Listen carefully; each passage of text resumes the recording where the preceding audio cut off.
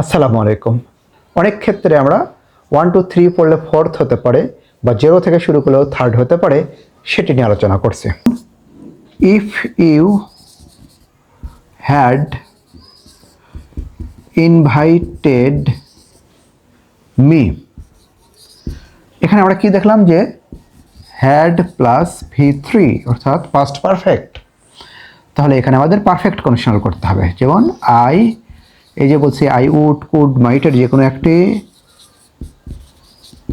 I would could মাইটের যে কোনো একটি have V3, I would have গন।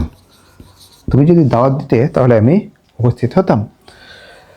অর্থাৎ সেকেন্ড কন্ডিশনালে পাস্ট ইনডিফিনিট উড কুড মাইটের একটি V1, আর যদি হ্যাড দিয়ে V3 থাকে অর্থাৎ পাস্ট পারফেক্ট থাকে, তাহলে এটিকে